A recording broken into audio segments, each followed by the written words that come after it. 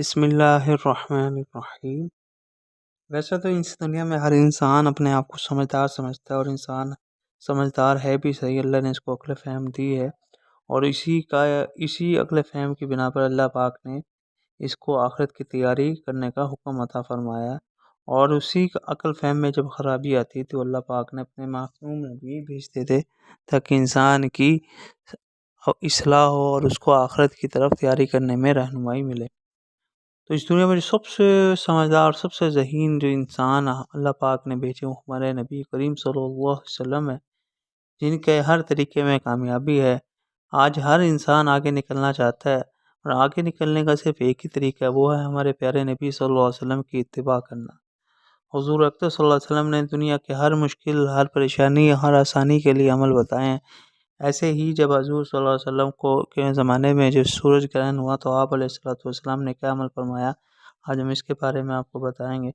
حضور اکرم صلی اللہ علیہ وسلم کے زمانے میں جب سورج گرہن ہو گیا تھا تو صحابہ کرام رضی اللہ عنہم اجمعین کو فکر ہوئی کہ اس موقع پہ حضور صلی اللہ علیہ وسلم کا کیا عمل فرمائیں گے، کیا عمل کریں گے، اس کی تحقیق کی جائے۔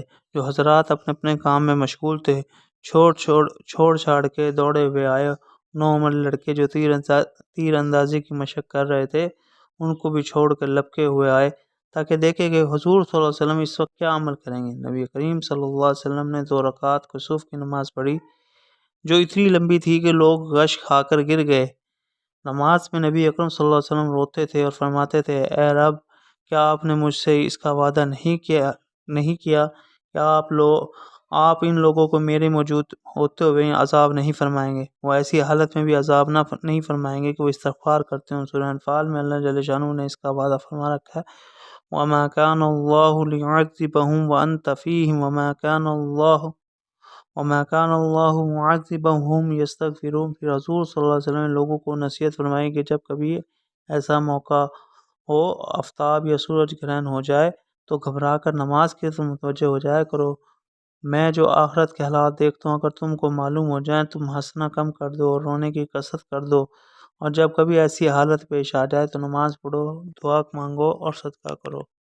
تو یہ بھائی مختصر سے اعمال ہیں، یہ کوئی زیادہ لمبے چوڑے عمل نہیں ہیں، لیکن ان عملوں میں کامیابی ہے، ان عملوں میں سکون ہے۔ جب انسان کو سکون ہوتا ہے تو پھر دنیا کی ہر نعمت لگتی ہے۔ جب انسان کے دل میں سکون نہیں ہوتا تو دنیا کی بڑی سی بڑی نعمتیں، مال، محل اور ہر قسم کی انسان کے پاس نعمت ہو، وہ نعمت شمار نہیں ہوتی۔ تو کیوں اللہ پاک نے کیا فرمایا قرآن میں کہ الا بذکر اللہ تطمئن القلوب، کہ دلوں کا سکون اللہ کی یاد میں ہے۔ تو سکون جو ہے وہ سب سے بڑی نعمت ہے۔ وہ سکون کیسے حاصل ہوگا؟